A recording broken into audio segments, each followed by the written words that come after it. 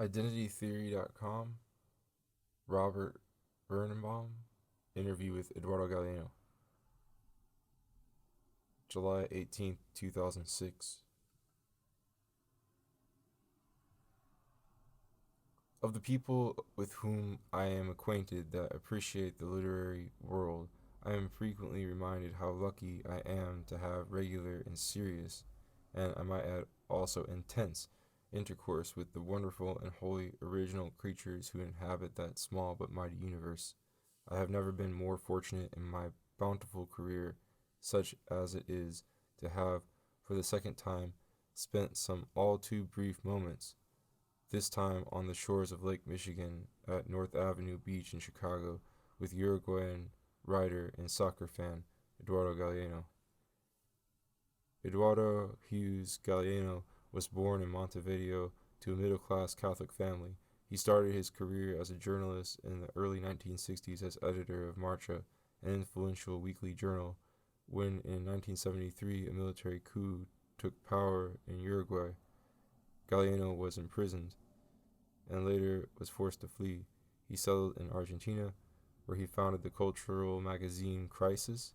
In 1976, when the Videla regime took power in Argentina in a bloody military coup, his name was added to the list of those condemned by the death squads, and he fled again, this time to Spain, where he wrote his non-parallel trilogy, Memory of Fire. Galeano returned to Montevideo at the beginning of 1985. Though he was demurred being identified as a historian, his best known and revered works, Open Veins of Latin America and Memory of Fire, combine documentary, fiction, journalism, political analysis, and history. Galeano has declared, "I'm a writer obsessed with remembering the past of America above all, and above all that of Latin America, intimate land condemned to amnesia." The Book of Embraces, which was praised by J. Perini as perhaps the most daring work and occasioned my first conversation with Galeano, was a collection of short, often lyrical stories, presenting his views on a broad prism of emotion, art, politics, and values, as well as his unsparing critique of modern capitalistic society. And Galeano's new opus, Voices of Time, is yet another collection of snippets and fragments from his storytelling career. Galeano is a regular contributor to magazines around the world, including English language periodicals such as The Progressive, The New Internationalist, The Monthly Review, and The Nation. Eduardo Galeano continues to live and write and follow soccer in Montevideo with his Irish setter, Morgan.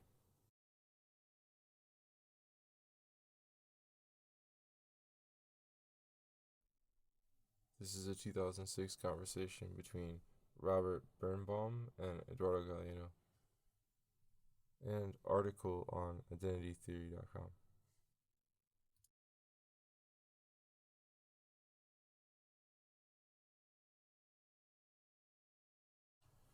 This book, is it a culmination?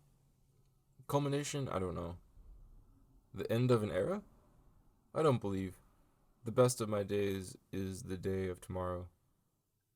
I mean, the day I haven't already lived, so I don't believe in culmination. The word culmination scares me a lot. It sounds like, oh, I'm sorry, like death. I think life is an amazing mystery, and how can we die and be born so many times? No, so it's not a culmination. The book is just a something written on the road while I go on walking. Okay, does it mark a phase? Mark? Is it in some way a break with the past? Is it a continuity? No, it's continuing. It's a way of saying that I think it's my own way of saying writing, which began many years ago, sometime after I wrote Open Veins of Latin America. I began trying to look at the universe through the keyhole. I began to write these short stories that are integrated, always integrated in a huge mosaic of other stories interlinking, sort of a conversation between different experiences, emotions, ideas, sounds, colors. You say in your introductory note in the beginning of the book that these pieces were taken from writings over the years, but that putting them together in this way changes their color and valence. So was it hard, laborious, to look back at your body of work and put this together? No, no, the book itself, the books, they write me. They decide everything. I'm just their tool.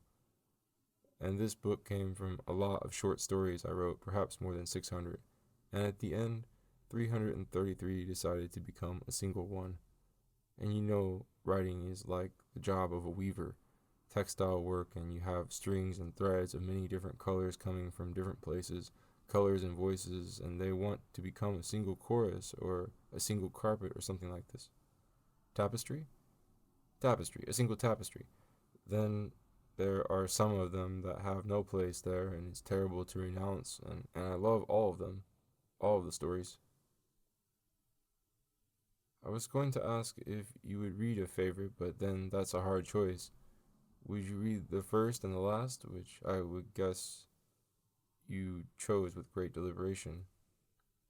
Let me see. The first one is I read them to my son the other day and showed him the illustrations. We love them. The drawings come from ancient times. Some of them are 10,000 years old. They look like they were done last week.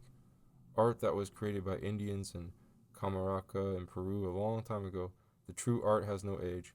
It's the oldest of the old, but it sounds like something just recently done. So the opening text is this one, I suppose. Time tells. We are made of time. We are its feet and its voice. The feet of time walk in our shoes sooner or later. We all know the winds of time will erase the tracks. Passage of nothing, steps of no one. The voices of time tell of the voyage. And the last one, I don't remember now which one is the last one. Days gone. He is always first when the end night approaches. Silence is broken by the one out of tune. I don't know if my English pronunciation is okay. If it's not, you should cut it and we then begin again. Is this okay? It's fine. He's always first when the one out of tune, the bird who never tires, awakens the master singers, and before first light all the birds in the world begin their serenade at the window, sailing over the flowers and over the reflections. A few sing for love of the arts, other broadcast news or report gossip or tell jokes or give speeches or proclaim the light. But all of them, but all of them, artists, reporters, gossips, cranks, and crazies, join in single orchestral overture. Do birds announce the morning, or by singing do they create it? It was okay, my English? I do it again. It was fine. You haven't always worked with this book's translator, Mark Freed. At the beginning, my translator was Cedric Belfrage. He was old and he is dead now. He died while he was translating the Book of Embraces. He did Open Veins, the trilogy Memories of Fire, which was quite a task, a difficult, a hard job. 1,000 stories divided in 3 volumes, and he was great. And Mark is perfect. I mean, I'm his twin brother.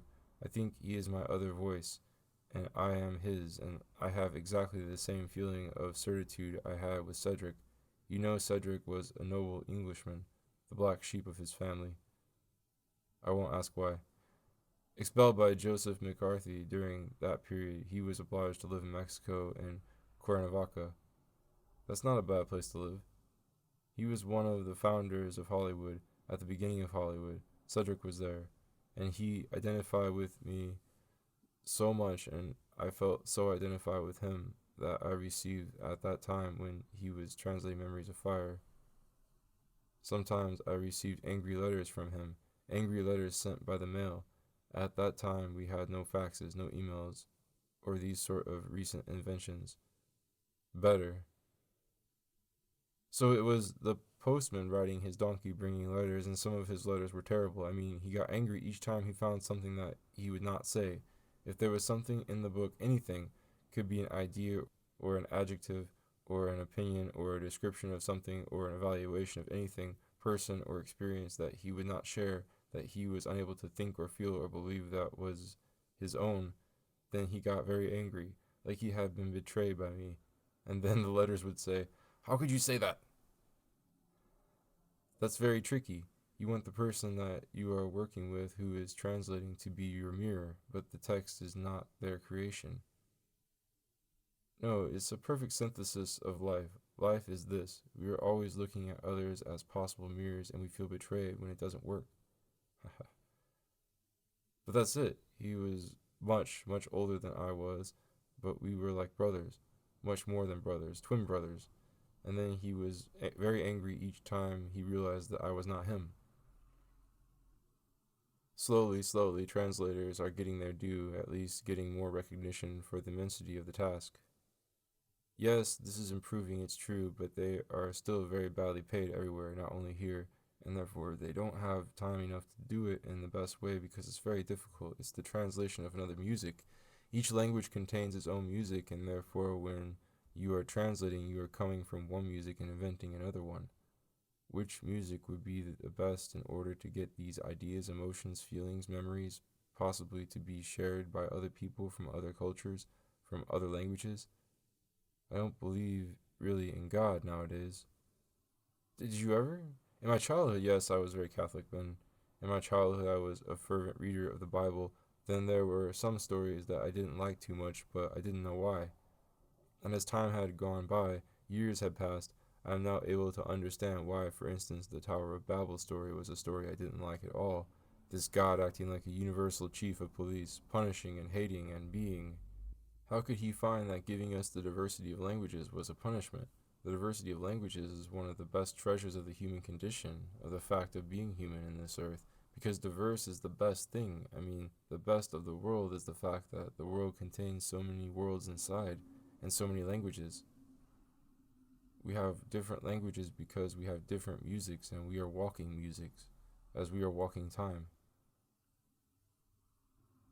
When I was an undergraduate, I used to think that all the languages were like colors of a prism, and that all of them together were like a perfect white light, and in some sense, the universal language.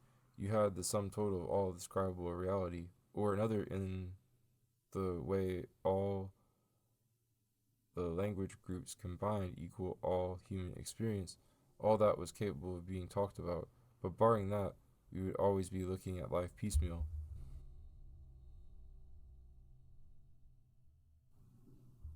Yeah, you are allowed to know just a little a part of the whole, no? And especially because there is another language, which is perhaps more powerful, which is the language of silence. Hmm. I am working in trying to deserve the privilege of speaking, writing, and knowing perfectly well that the only words which really deserve to exist are words better than silence. But it's not easy to find these words, because language is such a word. The language of silence seems to be much more powerful. It's a great challenge. That's why I go on working and working and looking for words, chasing words. There is a writer, Alan First, who wrote so called literary thrillers of World War II years in Europe, and what I like about his writing is what his characters in their conversations, what they leave unsaid. Yes, the unsaid.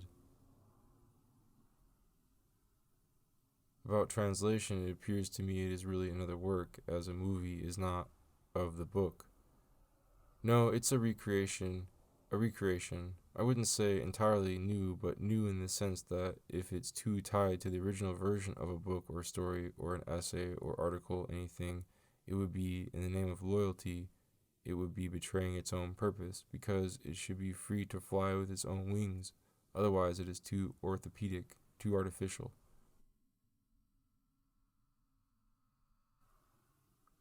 I find it puzzling how it's said that some book or other can't be made into a movie. Every year there is a movie made from something that supposedly couldn't be done. Andantes, The English Patient, comes to mind. If it's opening new spaces of freedom in the art of creation with no borders, with no fears, no limits, then it may go on. It may walk the best way. Sometimes it doesn't finally work and a translator cannot do it, and then it's just a sad shadow of the original work. But in most cases, when you have the time and the energy to work in freedom, it's a beautiful work. It's a nice job. Unfortunately, also it pays very badly, as I told you. No, in this country and some European countries, they are not so very well paid, but at least paid in a decent way. But in Latin American countries, it is really something, a despised job. You can translate perfectly well 10 pages per day or 15. I wouldn't be able to translate 15 words in a day, not to say pages. It implies a certain respect for words. Words may be sacred, why not, if silence is sacred also? When you come to the United States, are you doing missionary work? No. No? No, I hate missionaries. No, all these messianic peoples thinking that they should save other people. No, no, I don't want to save anybody except myself, which is quite a task. I mean, what a hard job to do. This occurs to me because your view of the world is, your view of politics is so very, very much different from the conventional North Americana wisdom and popular perception. Yet, there are people in the US who avidly appreciate your point of view. What is the reality of conversation about your point of view in the United States? It's really diverse. This is a very diverse country, and with so many United States inside the United States, it's amazing for me. I am always discovering new and new realities inside reality here. And of course, I am not trying to save anybody. There is a very important difference between charity, it's called charity in English, caridad, charity and solidarity. I don't know if you know this old African proverb saying that the giving hand is always above the receiving hand. So charity is humiliating, but solidarity is not, because it's a relationship between equals, a respectful relationship. And my relationship with readers or people going to hear when I am doing a reading is a relationship founded on solidarity, not charity. I don't think I am above anybody. The mission, it was the conception that some intellectuals had and still have about their own importance. I am the owner of the light. Then I am going to walk in darkness and give this marvelous gift to the poor blind people. Nah, this is horrible. You're right, bad choice of words. No, but it's very good to say it, to tell it. It's something that, it's an unusual question. Given all the ugly facts in the world, one thing I believe you try to remind readers of is that over $2 billion a day is spent every day in which we kill each other. In fact, it's more. 2.6 billion. $2.6 billion every day. It's a scandal. Can you imagine this in the art of killing other people? In view of that and much more, how is it that you even want to continue speaking out and discovering more and more of these ugly facts? Because I believe in contradictions. I believe that the real source of all energies of life is contradiction. So if you have dark, you have light. If you have day, you have night. If you have evil, you have good, and everything is quite mixed. If I'm speaking about horrors, I'm always also speaking about the hidden marvels that horrors hide inside. And that's why I am I fall down several times each day and I get up. I don't know how, I don't know why, but I get up. But I mistrust full-time optimists. Probably they are on medication. They're not very human. We humans are weak. We are contradictory. And animal faith is as contradictory as we are. I'm optimistic, for instance, in the morning up to 11 o'clock. Then I begin being pessimistic. At 1 or 2 in the afternoon, some voice, a secret voice inside me would say, well, okay, so you believe in so and so and so and humankind and the human condition, and yesterday you said that we were very badly done, wrongly done, but we are unmade, so you are optimistic. Well, Eduardo, you are drunk. You are denying evidence like drunk people do. Let me see, this secret voice is saying inside me, 2:30 p.m., you began drinking 6. Why do you say the things you are saying? Well, this is what happens until 2, 5, 6, 7. And then I'm optimistic again, and at night I have strange feelings, crossing, interlinking, denying each other, and so I am the result of all this contradictory synergies inside. A result of you are able to balance or accept, process these contradictions because you have lived long enough to see that that's the way it goes. When you're younger, you don't see that when you are confronted with obstacles, you think that's it. You don't think you can get past it. Whereas the longer you live, there are bad and good things happening, and you manage to keep going. A hard lesson to learn. Many people get stuck at one pole or the other. Yes, but what you really learn going on and on the road, walking day by day, year by year, is that reality is amazing. That she is a beautiful, horrible, mad woman full of poetry, and that she is able to give you so many surprises. The best thing about life is the fact that we receive so many surprises. Unexpected news. Who knows what's waiting for me in the next corner? Perhaps a car. A criminal car that will crash into me. Perhaps. But perhaps I may find a beautiful person, a brother, a lover, someone with whom I may share my insides. And the problem is that we are all doomed to suffer an international system, a world system which daily teaches us to mistrust the others. You see, no, no, no. The other is not a promise. The other is never a promise. It's a menace. It's a threat. He may kill you, rob you, rape you, cheat you, I don't know what. And so if you really believe that life is surprising and there are bad surprises and good surprises, we should begin to fight against this system that is training us to fear everything because, as you said at the beginning, they need alibis to justify this scandal. Why are they spending, the owners of the planet, 2.6 billion in the military industry? Why? Well, because we live in a dangerous place. Earth is a dangerous place, so we are trained to feel fear of everything, to live in panic, and I am against fear. I feel fear like everybody else, but I don't think fear should be my guiding star, that I am obliged to adore fear. The connections I make are that I see people my age or even younger who are frozen and no longer seem to enjoy life because they don't feel or see that there are going to be any surprises, and they are already disappointed at what life has given them and they don't think it can get better. They think or feel that at least tomorrow is just another day, just another name for today. You are doomed to repeat life, to repeat history, but you can't change it. Interviewer. And also, not that many people, when you compare their standard of living against the rest of the world's, are probably in top 1%. All the toys, forget about sufficient necessities, they could probably feed Central American provinces with their waste, you know? Eduardo, yes. So they have all this, and incredibly, they have no happiness. This is, of course, endemic to the US, and it looks like a big trap. Yes, they are prisoners. We are all prisoners. Prisoners of fear in the world, but the richest people are suffering fear in such a proportion they cannot imagine life without this panic of being kidnapped and feeling that people hate them, or I don't know. It must be terrible. That's why we are not rich. I am rich enough to have my great friend Morgan, who is my dog, and you have your Rosalie, who is now hearing us. She is inside our talk in silence, in silence.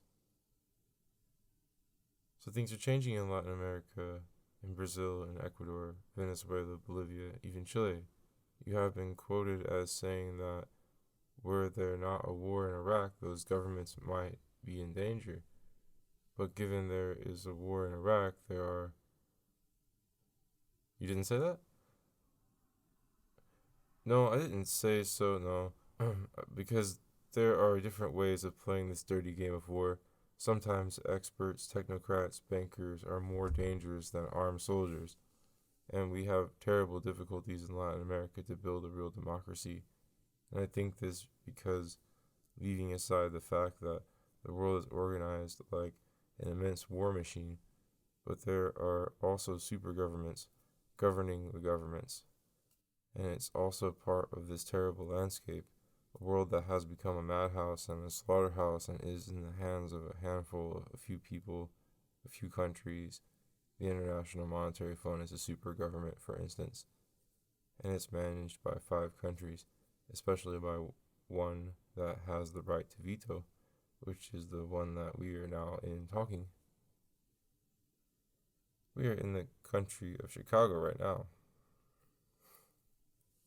The World Bank, how many countries? It's called World Bank. How many countries manage the World Bank? 8 countries. And the WTO has a right to vote, but it has never voted. Never. All the resolutions are taken like in Stalinist old times. Interviewer laughs. Eduardo, by acclamation. Interviewer, today when one says Stalinist, it's laughable. It's a cartoon. But when you think about it, that's the way they work, like guided by Stalin or his ghost, because they never vote. And they're doing terrible things against poor countries in the name of the few rich. And the same thing in the United Nations, for instance. It's supposed to be a beautiful way for realizing that we are diverse but one, that we all countries have something in common, which is the need to respect each other, to be peaceful, and so on. Well, the General Assembly, where we are all represented, is just symbolic. It never makes decisions, it makes recommendations, and who really decides everything is the Security Council. Yes, inside the Security Council, the 5 countries with the right to veto. 5 countries are the owners of the world. They decide everything, to decide if a country will or will not be annihilated. What will happen with this planet? In the hands of 5 countries. They are taking care of peace, and they are at once the main producers of weapons. The 5 leading arms dealers. They are making the business of war, and they are supposed to be peacekeepers. It's so absolutely undemocratic. It's not democratic.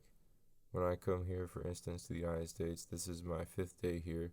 A lot of journalists have asked me about democracy in Latin America. Will we be able to build it? It's very difficult. Why? Because the entire world is not democratic. Yeah, it's not a problem. Of course, we are coming now in Latin America finally to the exit door. I hope so. From long years of military oppression, dictatorships, and it was terrible. But this was also part of the world order. It's not something that came from... One needs to look at the U.S. military school for the Americas and the Plan Condor. It was like a common market of death with foreign advisors and so on. But we still believe that democracy is possible, and I believe it's possible, but it's a challenge, not yet a reality. Something to be done, to be conquered by people, and in this sense, it's very meaningful. The fact that Evo Morales was nationalizing the oil and gas, and he's perceived as a scandal. Why? Because he's committed a cardinal sin in Latin America and in the world. He did what he has promised to do. This identification between facts and words is forbidden. Facts and words ought to be divorced. Otherwise, you perhaps are a populist or demagogic president, or perhaps a terrorist even, if you think that if you say yes, you should act in the same way. Being as they are divorced, facts and words never greet each other when they, by accident, cross paths. They never say, "Hello, how are you?" because they don't recognize themselves. When words say yes, the facts make no. When words say yes, then facts make no. And so on. And this is one of our worst colonial heritages in Latin America. It's not our sad privilege.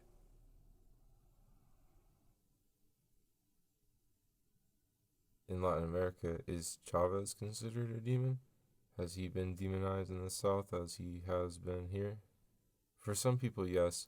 The big media, of course, is against him. Of course, it's an homage paid to a true democracy that he is building now in Venezuela. He won 8 elections. This tyrant, this dictator, this horrible person won 8 elections, 8 clean elections. You were an electoral observer? Yes, in the plebiscite. He won by an astounding margin. He was giving back power to people, not frequent in human history, isn't it? A president organizing a plebiscite to ask people, do you want me to stay or go? I was the delegate of all the independent international observers, and I spent the last night with James Carter and Gaviria from the Carter Foundation and the OAS, watching what was happening, and finally it was clear that it was a fair election, a fair popular consult, a fair popular referendum, and anyway they went on. The owners of the big media went on saying he is suppressing people. If he had been suppressing people, he would have shut them down, yes? Yeah, that's it. The fact is that this upside down world needs demons, needs satyrs to go on killing and to go on living to kill, and spending these absolutely absurd sums and exterminating each other. And they need an alibi. What? So why? It's like the Iraq War. They needed something, a reason, of course. The reason was a lie. But this war born from a lie is still there, going on and killing people. You quoted your mother, lies have short legs. When I was a child, my mother would say that. Mark Twain said, and is often attributed to Winston Churchill, a lie can travel halfway around the world while the truth is putting on its shoes. Eduardo Galeano. Lies' legs are very long and they run very fast. When liars say it was not true, I'm sorry, like Bush or Blair, people rewarded them, re-electing them as it happened in those countries. It's beyond surreal. Yes, that's the way it is. I mean, nowadays the technology of manipulation was unknown in past times. The capacity for lying and establishing your lies as universal truth was never acquired by other civilizations. That's progress. Yeah, technological progress in which I don't really believe too much. I always have the suspicion that machines dream at night. Haha, right? Your country, Uruguay, seems to be doing better these days. Yeah, we hope so. Too early to tell? We are living also some contradictions between hope and reality. We'll see. I am now fighting in my own country against the identification of Uruguay with giant corporations implanting their paper paste factories, and this is very welcome by everybody, including the progressive government. They are creating jobs. We have so many jobless people, and people perhaps prefer to die from contamination and pollution rather than die from hunger. And so ecology is not a popular course. And so ecology is not a popular cause in Latin America, and I suspect in other regions also. It's very difficult to say, well, it's a single struggle, the same struggle, social justice and environment. And we should stop divorcing humankind from nature. We presume our superiority to everything. Humans own everything else. We are more important and superior to dogs and birds and spiders. Eduardo chuckles. We are part of the same. This is a beautiful heritage coming from Indian culture in all of the Americas. This communion with nature, this certitude that everybody is our relative, that we are all members of the same family, all who have legs or paws or fins or wings or roots, that we are a part of everything. RB, interviewer. I recall in the late 70s when the environmental movement was vocal and real trouble spots were being identified, and then there was an admirable bit of muckraking on it, and in New Jersey when workers at chemical plants, which had high incidence of cancer, were asked, they would make a conscious choice. My family has to eat, so what do you do? Eduardo, well, this is one of our problems, and the other is we have an inside-out government. I feel my own government that I have fought for during years and years for a left-wing government, and we have it now, but part of it now saying we should be realists and pay homage to this cynicism as the only possible form of realism. That reality is at it is. In this reality, the market is God, so we shouldn't irritate him. We shouldn't irritate him. He may be very angry against us. Interviewer. It's an insult to dogs that the word cynicism comes from the Greek word for dog when it is such a misguided pathology, and it appears that the distinction between cynicism and skepticism has been blurred. Eduardo, when it becomes political behavior, it is very dangerous, because they're working against democracy, against the prestige of democracy, and against the prestige of words. If you conquer the government, if you win the government promising people that you will keep the country aside from any form of free trade agreement because it's a big lie, because it's a prop, because free trade doesn't exist, then how can you afterwards do it? A part of our government, not all of it.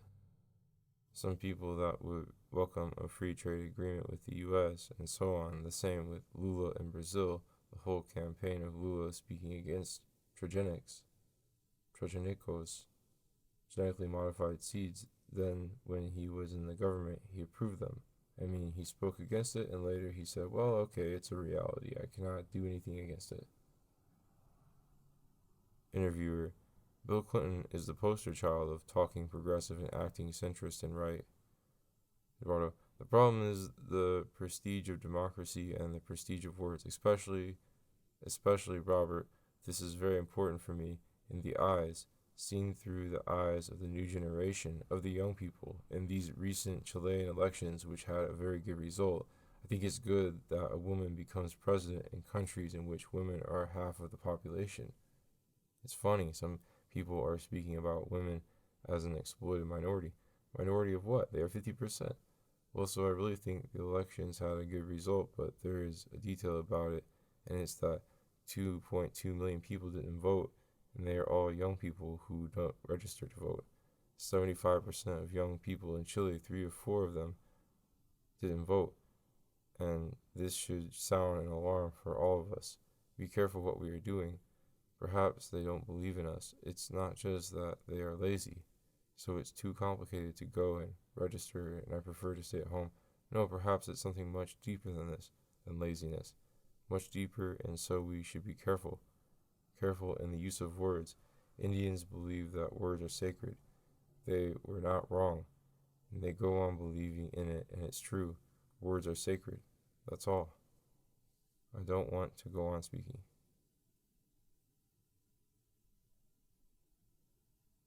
Haha, interviewer, haha. Eduardo, I'm tired of speaking. Let's have a coffee. Want a coffee, Rosie? 2000, copyright 2006, Robert Birnbaum. Conversation between Robert Birnbaum and Eduardo Galeano.